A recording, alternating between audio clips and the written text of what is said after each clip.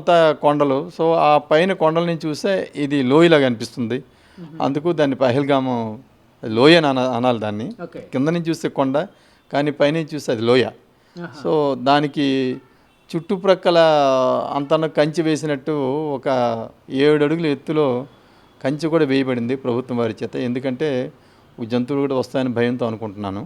So ఆ మైదానం చుట్టూరా కంచె వేశారు. మైదానం చుట్టూ కంచె వేశారు. సో, అక్కడ ఎంట్రన్స్ ఒకటే ఉంటుంది ఈ కంచె వేయడం వలన.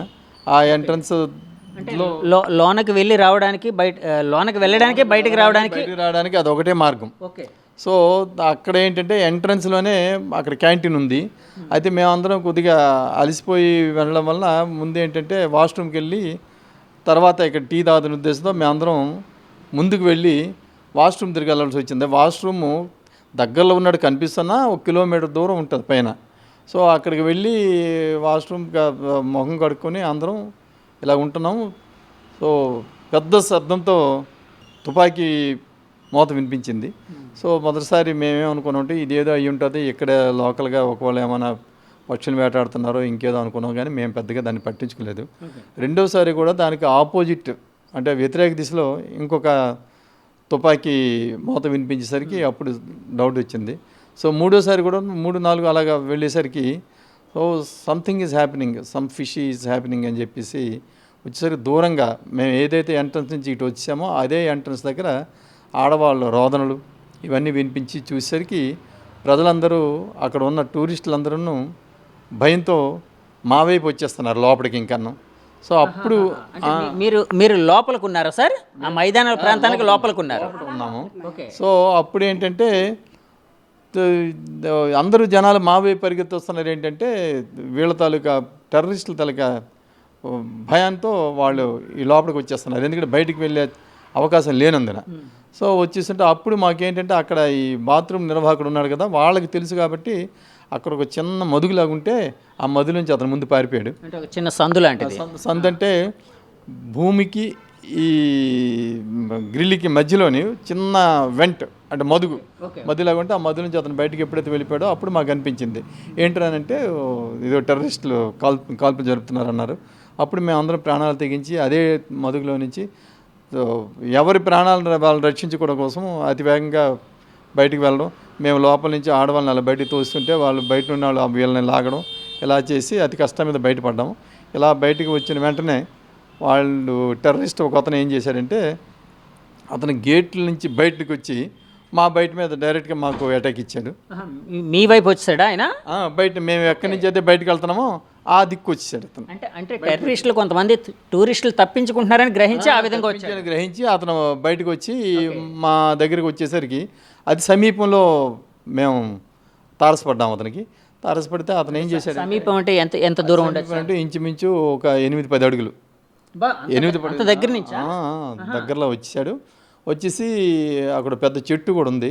సో, బయట జావ్ అన్నాడు. బయట జావ్ అంటే కూర్చోండి అని. సో, కూర్చోండి అని అనేటప్పుడు ఇతను పరిగెట్టలేక అతను ఏం చేశాడు, చంద్రబాబు గారు ఆ చెట్టు దగ్గర కూర్చుండిపోయారు. నేను మాత్రం చెట్టు వాడికి నాకు చాటు ఉంది కాబట్టి పరిగెత్తవలసి వచ్చింది.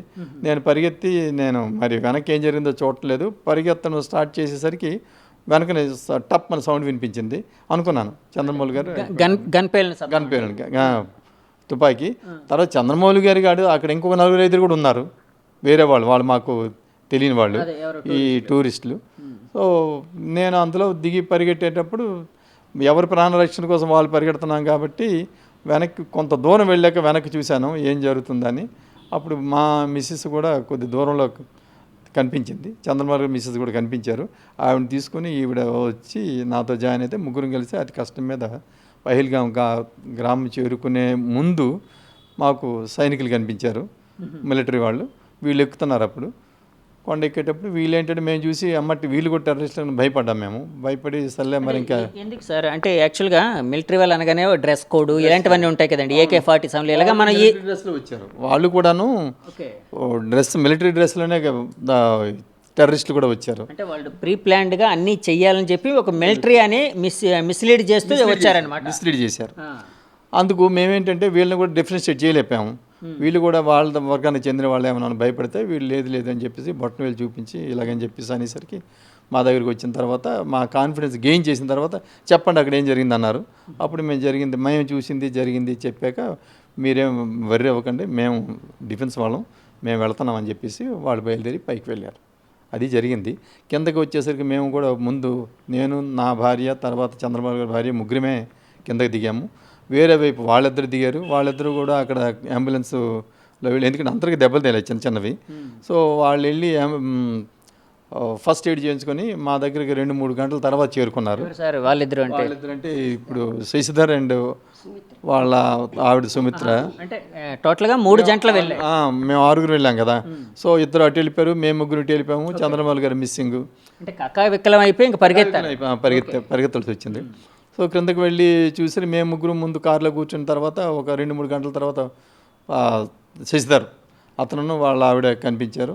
మేము 5 ఉన్నాము, 6 అతను రాలేదు. సో చనిపోయిన చంద్రబాబు గారి భార్యకి ఈ విషయం తెలియకూడదని చెప్పేసి ఉద్దేశంతో మేము మేనేజ్ చేయవలసి వచ్చింది. అంటే కాదు సార్, యాక్చువల్గా అప్పటికి అంటే మీరు పరిగెడుతూ ఉన్నారు, పరిగెట్టిన తర్వాత మీ మిస్సెస్ గారు, తర్వాత చంద్రమౌళి గారు మిస్సెస్ గారు ఇలాంటి వాళ్ళందరూ కలిశారు. సో మీ వేరే ఫ్రెండ్స్ కూడా జాయిన్ అయ్యారు. సో ఒక దగ్గరికి వెళ్ళి తీరారు. అప్పటికే చంద్రమౌళి గారికి ఇలా జరిగిందని ఎలా తెలిసింది మీకు? మేము చూసి నేను చంద్రబాబు కలిసే కదా వెళుతున్నాము కాబట్టి నేను ఇలా జరిగింది అలాగని చెప్పేసి నేను అతను చనిపోయారని మాత్రం నిర్ధారణకు రాలేదు. మేబీ ఆయన కాల్చి ఉండొచ్చు అని మీరు అనుకున్నాను నేను. కానీ మా మిస్సెస్ నాకేం చెప్పిందంటే నేను చూశాను, కాల్చేశారు, ఎందుకంటే నేను ముందున్నాను, తన కళ్ళెదురే జరిగిన విషయం అది. కాల్చేశారంటే నేనేం చెప్పానంటే ఈ విషయం చంద్రబాబు గారు భార్యకి చెప్తే మన ఎక్కడి నుంచి తీసుకెళ్ళిన కష్టం వద్ది, కాబట్టి అదే నీ వరకే ఉంచుకొని చెప్పాను అని చెప్పిన తర్వాత మేము 5 గంటలు దాటేంత కదా. 5 తర్వాత ఏమైందంటే అందరూ హాస్పిటల్కి రండి, అక్కడ గెస్ట్ హౌస్ ఏర్పాటు చేశాము, మీరు అక్కడ ఉన్న తర్వాత ఎవరెవరికి దెబ్బలు తేలేయో ఎవరెవరు చనిపోయారో అందరం ఈ విషయం చెప్తామనంటే మేము అక్కడికి గెస్ట్ హౌస్ దగ్గరికి వెళ్ళాము. వీళ్ళు ఏంటంటే స్టేట్ గవర్నమెంట్ వాళ్ళు 1 గంట ఆగండి, 1 గంట తర్వాత మీకు స్టేటస్ చెప్తామన్నారు. అలా గంట అని చెప్పి రాత్రి 10 వరకు మేము వెయిట్ చేసాము. వెయిట్ చేస్తే అప్పుడు నన్ను శశిధర్ని పిలిచి మీరు బాడీని ఐడెంటిఫై చేయండి అని చెప్పేసి పిలిచారు. అది కష్టం మీద. అప్పటికే అంటే ఆయన ఇంకా నోమోర్, చంద్రమౌళి గారు నోమోర్ అని మీకు అర్థమైపోయిందండి? మాకు అర్థమయ్యింది కానీ అది నిర్ధారించుకోలేము కాబట్టి వాళ్ళు చిన్న ఆశ ఎక్కడైనా ఉంది కదా సార్? చిన్న ఆశ లేకపోయినా సరే ఆశ మేము పెట్టుకున్నాము. ఆవిడికి అదే చెప్పాము, అతనికి దెబ్బలు తగిలి ఉంటాయి, పర్వాలేదు, ట్రీట్మెంట్ అవుద్ది, బాగానే అవుతాడని చెప్పేసి ఆవిడకి చెప్పాము. చెప్పిన తర్వాత ఎప్పుడైతే మరి ఐడెంటిఫికేషన్కి రమ్మన్నారో మాకు అర్థమైంది అప్పుడు. సో మేము ఐడెంటిఫై చేసినప్పుడు అదే చంద్రమౌళి గారిని గుజరాత్ నుంచి వచ్చే వాళ్ళు కూడా పటేల్ ఎవరో అతను అయ్యి ఉంటారని చెప్పి వాళ్ళు కూడా క్లెయిమ్ చేయడం జరిగింది. ఎందుకంటే మేము ఐడెంటిఫై చేయడానికి కూడా వీలు లేనట్ట ఛిద్రం జరిగింది, అంటే ఈ బాడీ ఫేస్ ముఖం ఎందుకంటే ఆ రౌండ్స్ కూడా ఇలాగెళ్ళాయి. నేను అంటే ఒక కాల్పు జరిగితే అది AK-47 అది అనుకుంటున్నాను, అది అలా వెళ్ళినప్పుడు ఒక 5-6 గుళ్ళు వెళ్ళిపోతాయి ఒకేసారికి. సో ఆ విధంగా జరిగిన తర్వాత మేము కూడా ఇది చంద్రమౌళి అన్నాం కానీ మాకు డౌట్ ఉండి తర్వాత మిగతా బాడీస్ని కూడా అందరిని చూసి అప్పుడు మళ్ళీ వచ్చాము మేము ఇక్కడికి వచ్చి, లేదు ఇదే చంద్రమౌళి అయ్యి ఉంటారని. అప్పుడు అతనికి వేలికి పెట్టిన ఉంగరం, అతని వాచి, తర్వాత అతని లోపల బనీని కూడా ఊదా రంగు బనీని వేసుకున్నారు. ఆ బనీని బట్టి మేము ఇతనే అని చెప్పి నిర్ధారించిన తర్వాత అప్పుడు ఈ ముందు వేరే ఎవరైతే క్లెయిమ్ చేశారో ఇది మా బాడీ అని చెప్పేసి వాళ్ళు చెప్పారు, లేదు వేరే దగ్గర ఉంది మా బాడీ, ఇది మాది కాదన్నారు. అప్పుడు కన్ఫర్మ్ చేసుకున్నాక వాళ్ళు అక్కడి నుంచి అనంతనాగ్ హాస్పిటల్కి పోస్ట్ మార్టం తీసుకెళ్లారు. మేము ఆ రాత్రి మళ్ళీ వచ్చేసి శ్రీనగర్లో నైట్ హాల్ట్ చేయవలసి వచ్చింది. చేసిన తర్వాత మరుసనాడు బాడీని వాళ్ళే పంపించారు, ప్రభుత్వం వాళ్ళే. ఆ బాడీతో పాటుకు అటెండెంట్ ఉండాలి కాబట్టి ఈ శశిధర్ అటెండెంట్కి వెళ్ళారు. నేను ఈ 3 ఆడవాళ్ళని తీసుకొని నేను అతి కష్టం మీద విశాఖపట్నం చేరుకున్నాను. సార్ ఇప్పుడు యాక్చువల్గా చంద్రమౌళి గారి మొహం అంటే అక్కడ ఆయనే కాకుండా అందరి మొహాలు అట్లాగే చిత్రమైపోయి ఉన్నాయి సార్. అలాగే చిత్రమైపోయాయి, ఎందుకంటే వాళ్ళు గురిపెట్టి కాల్చడమే ఫేస్ మీద కాల్చారు, ముఖం మీద. అందుకు చాలా తక్కువ మందికే గాయాలయ్యాయి, 4 వరకే ఇంజ్యూరీస్తో బయటపడగలిగారు, వాళ్ళు బయటపడగలిగారు. సో మిగతా వాళ్ళందరూ death, on the spot death. Sir వాళ్ళు అంటే మీరు యాక్చువల్గా సంఘటన 8 అడుగుల దూరంలో కూడా చూసారన్నారు కదా, ఎలా ఉన్నారు సార్ వాళ్ళు? అంటే సస్పిషియస్గా ఏమైనా ఉన్నారా వాళ్ళు? లేదు అప్పటికి వాళ్ళు ఫుల్ డ్రెస్ ఇంత మిలిటరీ డ్రెస్ తోటే ఉండి ఉంటారు. ఎందుకంటే అలా కనపడలేదు. మొదట్లో వాళ్ళు ఎప్పుడో వెళ్ళిపోయి ఉంటారు అక్కడికి. వాళ్ళు రాత్రి ముందు రోజు రాత్రి వెళ్ళిపోవడం కానీ, లేకపోతే ఆ రోజు తెల్లవారి చీకటి ఉండడానికి వెళ్ళిపోవడం కానీ జరిగి ఉండాలి. ఎందుకంటే మాతో పాటు ప్రయాణికులతో పాటు ప్రయాణం చేస్తే తెలిసిపోతారు. లేదంటే వేరే మార్గం ద్వారానే వచ్చి ఉండాలి. వాళ్ళు వచ్చిండి డ్రెస్ అయితే మిలిటరీ డ్రెస్లో ఉన్నారు. వాళ్ళకి మంచి ఆర్మ్స్ పట్టుకున్నారు, చుట్టూ ఇవి ఉన్నాయి, బెల్ట్ కట్టుకొని దానికి గుళ్ళు గట్టి అన్నీ దోపి ఉన్నాయి.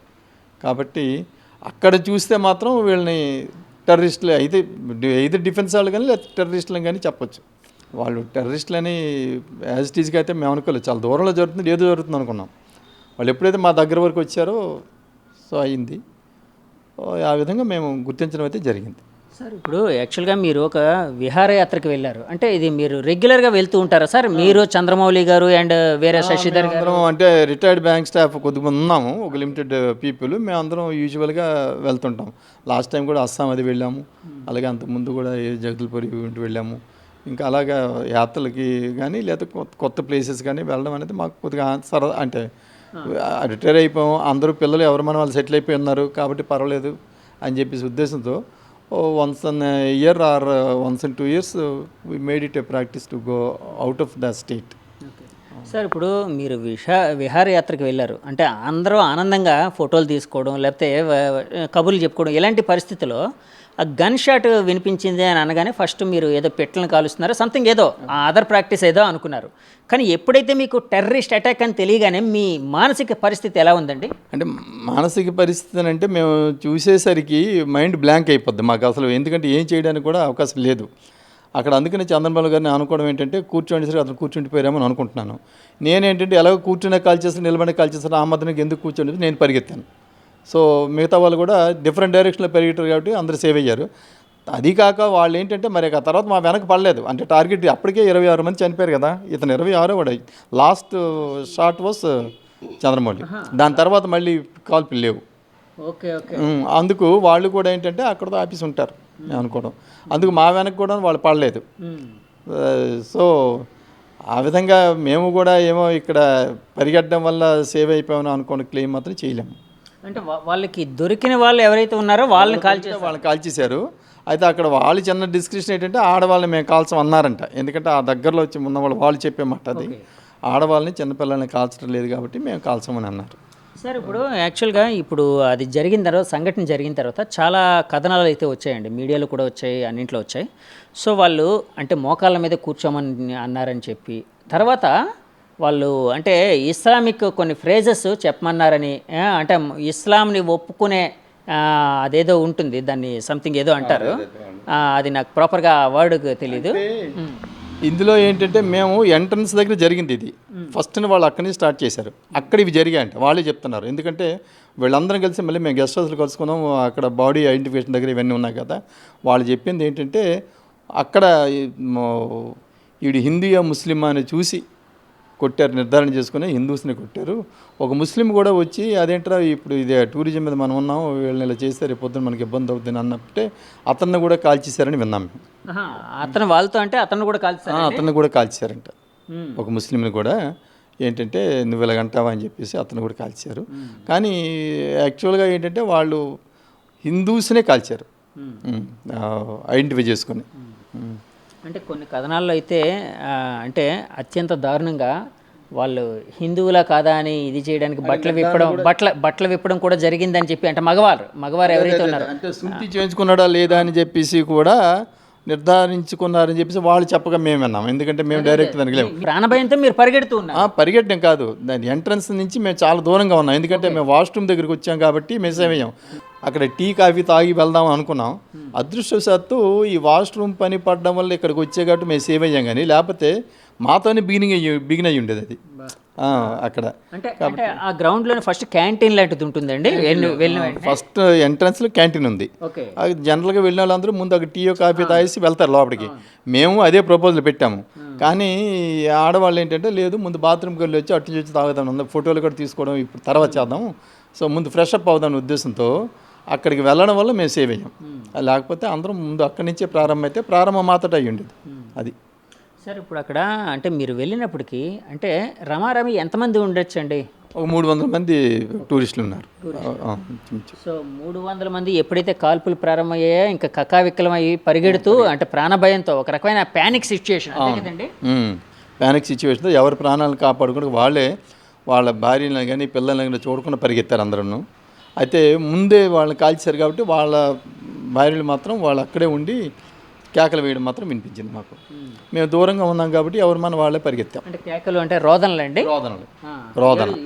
రోదన ఏడుస్తూ మేము ఏంటి ఎక్కడికి వచ్చి ఏడుస్తున్నారు ఏంటి అని అనుకున్నాం మేము. మాకు కూడా తెలిసి అప్పుడు మీరు ఈ ఏడుపు వినేటప్పుడు ఎక్కడున్నారండి మీరు? దూరంగా అదే వాష్రూమ్స్ అంటే ఎక్స్ట్రీమ్ అదర్ ఎండ్లో ఉన్నాం.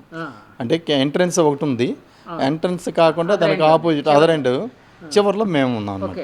అందుకు మాకు వాళ్ళ రోదనలు అంటే తెలిసి వినిపిస్తున్నాయి కానీ ఎందుకు రోధిస్తున్నారు ఏదని తెలియట్లేదు. తర్వాత ఎప్పుడైతే జనాలు కూడా మా వైపు పరిగెట్టుకు వస్తున్నారో అప్పుడు టెర్రరిస్టులు అన్నారు కాబట్టి పరిగెట్టి వస్తున్నారు. మేము పరిగెట్టడం ప్రారంభించాం. రోదనలు అంటే తమ ఎదురుగా అదేనండి తమ భర్తలు లేకపోతే పిల్లలు ఇలాంటి వాళ్ళే అంటే పెడబొబ్బులు పెడుతూ ఏడుపులు అంతే కదండి. ఎందుకంటే మీరు చాలా దూరంగా ఉన్నారన్నారు కదండి. అవును, అందుకనే రోదనలే అరణ్య రోదనలు వినిపిస్తున్నాయి మాకు.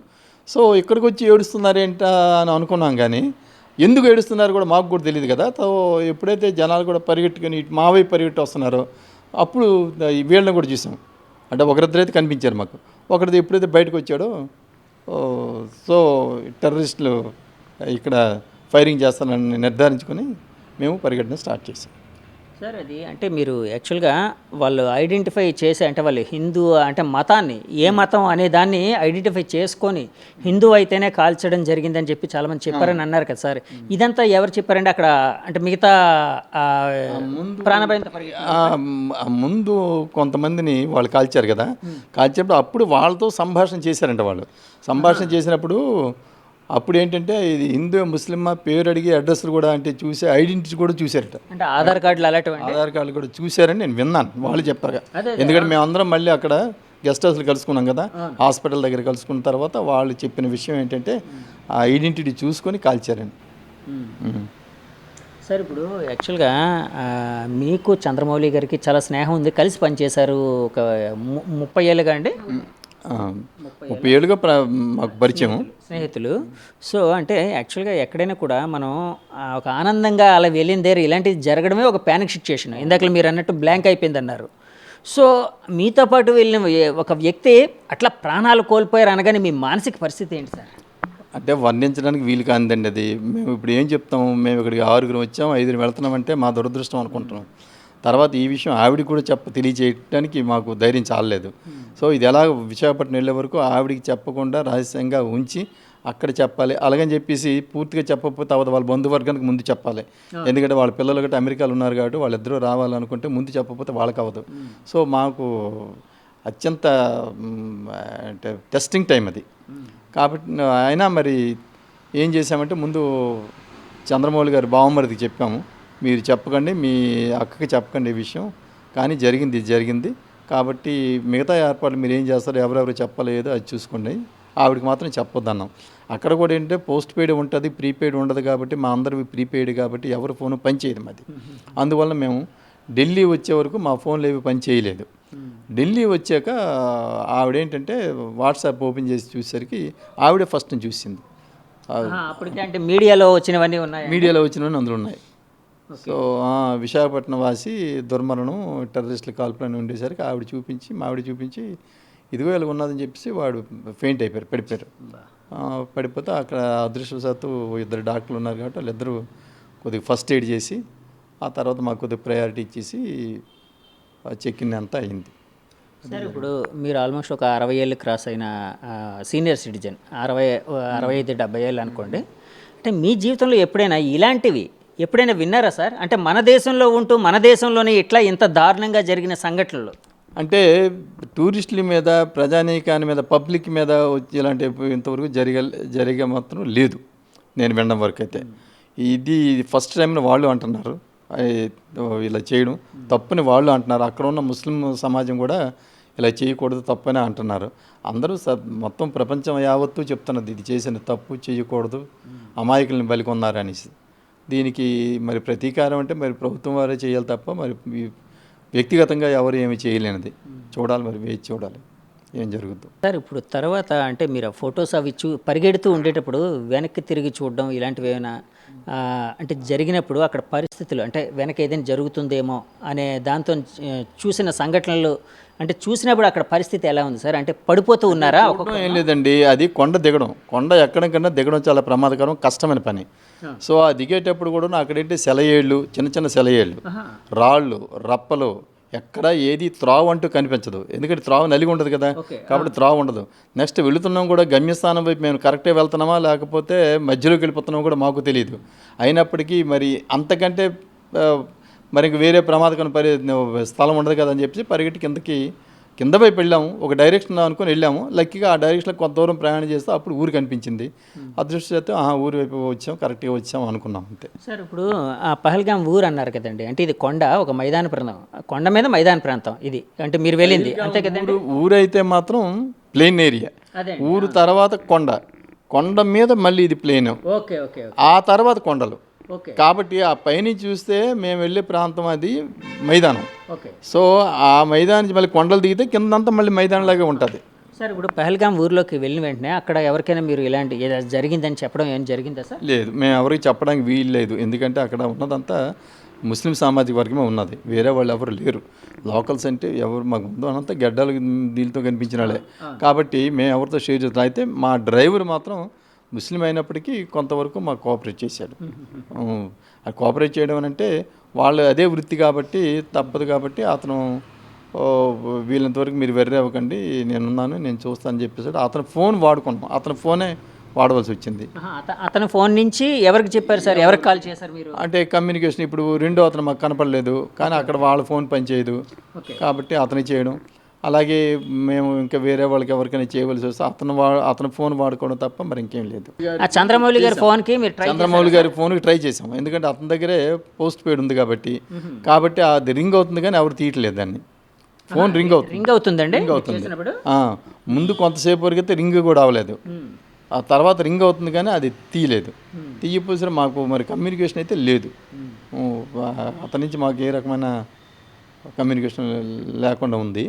తర్వాత ఏంటంటే పోలీసులు నెక్స్ట్ అక్కడ కమాండెంట్ ఫోన్ చేసి, అంటే నెక్స్ట్ డే కాక ఆ నెక్స్ట్ డే నాకు చెప్పింది ఏంటంటే అతని వస్తువులన్నీ మా దగ్గర ఉన్నాయి, ఉంగరము, వాచి, 2 సెల్ ఫోన్లు, ఒక చైన్ ఉన్నాయి, అతని ఐడి కార్డు అడ్రస్ పెట్టినట్టయితే మేము పంపిస్తామండి అని అన్నారు. యాక్చువల్గా అది ఒక రకమైన అంటే మారణకాండ. మానసికంగా బయటపడడం అనేది చాలా చాలా కష్టమైన విషయం. సో అందులోంచి బయటపడడానికి అంటే ఇప్పుడు ఆల్మోస్ట్ జరిగి కొద్ది రోజులైంది. సో అంటే అలాంటివి ఏవైనా మీరు అంటే వినేటప్పుడు అంటే ఒక సగటు ఇండియన్గా మీ ఫీలింగ్ ఏంటి సార్? అంటే సగటు భారతీయునిగా మరింకేం లేదు, ఇలాంటి పునరావృతం కాకుండా చూసుకోవాలి బాధ్యత అయితే అందరికీ ఉంది. మన దేశంలో రాజకీయ దౌర్బల్యం ఏంటంటే మంచిని మంచి, చెడుని చెడు కూడా అనే పార్టీలు లేవు. పంచతరాహిత్యంగా కూడా ప్రవర్తించే పార్టీలు ఉన్నాయి. ఇలాంటి జాతీయ సమగ్రతను అవసరం అనుకున్న పరిస్థితుల్లో కూడా రాజకీయ పార్టీలు వాటి తాలూకా రాజకీయాలే చేస్తున్నాయి తప్ప ఒక తాటికి రావటం లేనందుకు నేను చాలా బాధపడుతున్నాను. అవి అంటే మనాళ్ళు పొలిటీషియన్స్ తప్ప స్టేట్స్మెన్ కారు. అంటే వీళ్ళకి ఎంతసేపు వాళ్ళ రాజకీయ పార్టీ ఇదే తప్ప దేశ తాలూకా సమగ్రత కానీ దేశం తాలూకా శ్రేయస్సు కానీ గుర్తించడం లేదని అనుకుంటున్నాను. ఎప్పటికీ కూడా మనకి స్వతంత్రం వచ్చింది కానీ స్వతంత్రంగా ఆలోచించే శక్తి ఇంకా రాలేదు ప్రజలకైనా, అంటే ప్రజలకి, నాయకులకి, చాలామంది నాయకులు వాళ్ళు ఏంటి మాట్లాడుతున్నారు, పిచ్చి కూడా మాట్లాడుతున్నారు. దీంట్లో కూడాను ఈ నెగోషియేట్ చేయాలంటారు, దీంతో కూడా మన తప్పు ఉందేమో చూడండి అంటారు, మనం వెళ్ళకూడదు అంటారు. వెళ్ళకూడదు ఇవన్నీ చెప్పడం ఏంటండి? వెళ్ళిన తర్వాత జరిగింది కాబట్టి ఏమొచ్చి వచ్చి వెళ్ళకూడదు, వెళ్ళారు, చూశారు, ఎన్నాళ్ళు జరిగింది. వెళ్ళిన తర్వాత నెక్స్ట్ ఏంటి చేయాలి అనేది ఆలోచించాలి తప్ప మనం చేసిన తప్పు ఎంతసేపు అంటే ఉన్న ప్రభుత్వాన్ని నిందించడం తప్పు అనేది టూరిస్టుల వైపు ఉందన్నట్టు మాట్లాడుతున్నారు. అది చాలా అంటే టూరిస్టులు వెళ్ళకూడదు, అక్కడ సెక్యూరిటీ లేదు, ఈ తర్వాత కమ్యూనికేషన్ లేదు, ఇవన్నీ అంటే మరి ఇన్నాళ్ళు జరుగుతున్నాయి అనుకున్నాం. మేము కూడా ఏంటంటే ముందులో జరిగినకి ఏమి జరగలేదు కదా, ఆ ముందు ఎంత గత 20 ఏళ్ళుగా జరుగుతుంది, ఏం అవ్వలేదు కదా అక్కడ. కాబట్టి మేము వెళ్ళడం కూడా జరిగింది. తర్వాత అది స్వతంత్ర భారతదేశమే కదా, మన దేశం, మన భారతదేశం కదా, మన దేశం వెళ్ళడానికి మనం భయపడుతున్నాం అంటే మరి ఇంకెక్కడ మనకి రాజ్యాంగ రక్షణ ఉంది మనకి. కాబట్టి అది కాదు నాయకులు చెప్పాల్సింది. నాయకులు చెప్పకపోతే మీరు ఏ ప్రదేశానికైనా నిర్భయంగా వెళ్ళొచ్చు, తిరిగి రావచ్చు, అంతా మనదే దేశం అని చెప్పగల నాయకుడు కావాలి. కానీ మీరు అలా చేయకూడదు, ఇలాగ చేయకూడదు, మేమే దేశద్రోహం చేసి లేదే. నిజంగా చెప్పాలంటే ఇలా మాట్లాడుతున్న దేశద్రోహం చేస్తున్నారు. వాళ్ళు ఇప్పుడు ఏంటంటే ఒక త్రాటి మీదకి రావాలి. ఇప్పుడు జరిగింది ఇక్కడ యాక్చువల్గా చెప్పాలనుకుంటే ఇస్లామిక్ ఇది హిందూయిజం మీద పడింది. అది వదిలేశారు. అది వదిలేసి వాళ్ళని ఏమి అనలేక ఇది వచ్చి వాళ్ళ తప్పు వీళ్ళ తప్పు అని అనడం అనేది సరైనది కాదు. సార్ ఇప్పుడు మీరు అన్నారు కదా ఇస్లాం అంటే హిందువులను ఐడెంటిఫై చేసి చంపడం అనేది, అంటే ఆ ఉగ్రవాదులు ఎవరైతే ఉన్నారో, కానీ అక్కడ కొన్ని ఎగ్జాంపుల్స్ కూడా ఆ మధ్య వచ్చాయి సార్. అంటే ఒక అతను మీరు అన్నట్టు ఇందాక మీ డ్రైవర్ బీయింగ్ ఏ ముస్లిం అయినా కూడా మిమ్మల్ని రక్షించడానికి ట్రై చేయడం, కొంతమంది మీకు సపోర్ట్ చేయడం. అలాగే ఆ మధ్య ఒకటి చూశాను, ఒక న్యూస్ ఐటమ్ ఒకటి చూశాను. ఒక వ్యక్తి పిల్లల్ని తన భుజాల మీదకి ఎక్కించుకొని కొంత దూరం పరిగెట్టి వాళ్ళు పహల్గామ్ గ్రామం దగ్గర వదిలేసి మళ్ళీ ఫ్యామిలీని రక్షించాడు, అతను కూడా ముస్లిం ఇలా అని. అంటే ఇలాంటివి చూసినప్పుడు మీకేమనిపిస్తుంది? లేదు, వాళ్ళలో కూడా మానవతావాదులు ఉన్నారు. కానీ ఎక్కువగా మన దేశంలో ఉన్న దౌర్భాగ్యం ఏంటంటే స్వదేశంలో ఉండి స్వదేశ హాని తలపెట్టి స్వదేశాన్ని అంటే నాశనం కోరుకునే వాళ్ళు ఎక్కువ మంది ఉన్నారు. పాకిస్తాన్కి చెయ్యి, పాకిస్తాన్ ఇది ఇండియా అని నిందించడం ఇదంతా దేశద్రోహం. అది నిజంగా వాళ్ళ వల్లే చాలా ప్రమాదకరమైన పరిస్థితిలో ఉన్నాం మనం ఇప్పుడు. మనం చెప్పేది ఏంటంటే ముస్లిమ్స్ అందరూ వ్యతిరేకం కాదు. ముస్లిమ్స్లో కూడా హిందూ అంటే భారతదేశ ముస్లిమ్స్ వాళ్ళు వేరు. వాళ్ళు కాకుండాను మీరు విదేశీ అభిమానం ఉండి ఇక్కడ జీవనం గడిపి ఇక్కడ వ్యాపారం చేసి ఇక్కడ పిల్లల్ని కానీ ఇక్కడ పెళ్లి చేసుకొని మీరు దేశం తాలూకా నాశనం కోరుకొని విదేశం తాలూకా శ్రేయస్సు కోరుకున్నట్టయితే అలాంటి వాళ్ళు దేశ ద్రోహులు. నిజంగా వాళ్ళు శిక్షించాలి. సార్ అక్కడ అంటే చాలామంది ఐడెంటిఫై చెప్పింది ఏంటంటే టూరిస్టులు అందరూ ఉన్నారు కానీ ఎలాంటి సెక్యూరిటీ మెజర్స్ లేవు, అంటే అక్కడ ఎవరు కనిపించలేదు ఇట్లాగన్నట్టు కొన్ని వార్తలు అయితే వచ్చాయి. అక్కడ ఏంటి సార్ పోలీసు అంటే రాష్ట్ర యంత్రాంగమైన పోలీసు కానీ సెక్యూరిటీ కానీ ఎవరు లేరా సార్? అంటే మీకు రాష్ట్ర పోలీసులు అక్కడ పనిచేయరండి. ఎందుకంటే జనరల్గా వాళ్ళ రాష్ట్రం తాలూకా ఇది ఉంటుంది కాబట్టి, నెక్స్ట్ అక్కడ ఉన్నదంతా ఒకే వర్గం ఉంటారు కాబట్టి. పంచేరు మీన్స్ అంటే నాకు అర్థం కాదు. పనిచేయరంటే మన రక్షణకు వస్తారని అనుకోవడానికి లేదు, ఎందుకంటే వాళ్ళకి లోకల్ కనెక్షన్స్ ఉంటాయి కాబట్టి. కానీ అక్కడ సెక్యూరిటీ మాత్రం ఉంది. బిఎస్ఎఫ్ ఉంది, సిఆర్పిఎఫ్ ఉన్నారు, వాళ్ళు ఎక్కడికక్కడ అడుగడుగునే ఉన్నారు. సెక్యూరిటీ విషయంలో కాశ్మీర్లో మాత్రం మనకి కాన్ఫిడెన్స్ వచ్చేటట్టు, ధైర్యం వచ్చేటట్టు కలిగించేటట్టు మాత్రం సెక్యూరిటీ ఉంది, అందులో డోకా లేదు. కానీ ఇక్కడ ఆ పర్టికులర్ ప్రదేశంలో లేరు, ఎవరు లేరు. మరి వాళ్ళకి ఇన్ఫర్మేషన్ ఉందో లేదో తెలియట్లేదు, తర్వాత అవసరం లేదనుకున్నారో ఏంటో తెలియదు. కానీ అక్కడ ఒక ఇద్దరు ముగ్గురైన సెక్యూరిటీ ఉన్నట్టయితే ఇది జరిగి ఉండేది కాదేమో అని నేను అనుకుంటున్నాను, నా అభిప్రాయం. ఇప్పుడు మీరు పరిగెడుతూ ఉండేటప్పుడు పహల్గామ్ గ్రామం దాటిన తర్వాత మన బోర్డర్ సెక్యూరిటీ ఫోర్స్ వాళ్ళు కనిపించారు అని అన్నారు కదండి, ఆర్మీ వాళ్ళు. సో ఆర్మీ వాళ్ళు కనిపిస్తే మీరు కొంత అంటే వాళ్ళు సస్పిషియస్గా అంటే మీకుండే పూర్వానుభవంతో వాళ్ళు కూడా ఒకవేళ అవతల వ్యక్తులేమో అన్నట్టు మీరు కొంచెం డౌట్ ఫీల్ అయ్యారు. తర్వాత వాళ్ళు కాదు అని చెప్పినప్పుడు వాళ్ళు అంటే ఏ లాంగ్వేజ్లో మాట్లాడారు, ఏమన్నారు సార్ వాళ్ళు? వాళ్ళంతా హిందీ భాష మాట్లాడారు. అంటే నాకు కూడా హిందీ వచ్చు కాబట్టి నేను అంటే ఈజీగానే వాళ్ళతో కలవగలిగాను, విషయాలన్నీ చెప్పగలిగాను. వాళ్ళు కూడా నాతో అంటే మేము ఫలానా అండి, మీరేం భయపడాల్సిన పని లేదు అనే ధైర్యం అయితే ఇచ్చే మాట్లాడారు.